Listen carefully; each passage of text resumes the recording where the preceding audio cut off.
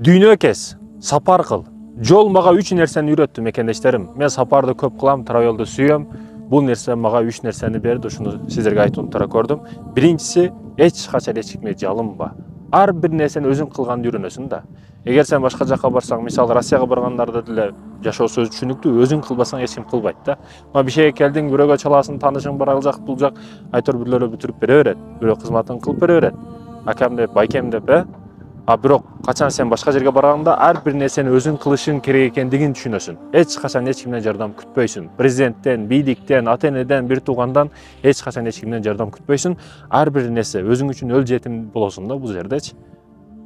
Көчөдө каласың, башка кыласың, ар кандай. Бул биринчиси. Ал эми экинчиси, мекендештерим, жоопкерчиликти сезесиң сен. Качан сапар кылган учуруңда өзүңө гана эмес, башкалар үчүн жоопкерчиликтүү экендигиңди, ошо Европаны көр, ошо Россияны көр, ошо башка жерлерди көр, бүт бардыгы өнүгүп өсүп кетип атат. Бирок биз каяка барып атабыз деген түшүнүк пайда болот. Жоопкерчиликти сезесиң өтө каттуу. Мен өнүктүрүшүм керек, мен кылышым керек. Ар бир карычын жеримди өнүктүрүшүм керек, туризм тартышым керек. Ой саналар сени өтө жүрөгүңдүн түгүнөн баягы булактар ташкындап чыгат го жер үстүнө. Ошол сыяктуу чыга баштайт. Жоопкерчиликти сезесиң, экинчиден. Ал эми үчүнчүсү, акчаны кантип колдонгонду билесиң.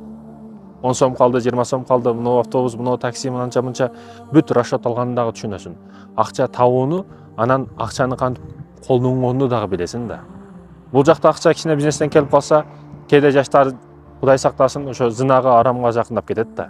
Жок, сен башка жерде кыйналып пешене термей акча тапкан учуруңда, сенде жоопкерчилик дагы бар, сезим дагы бар. Анан кантип колдонгонду дагы билип каласың. Мынага мынча акча беришим керек, мынага мынча, кийиме мынча деп.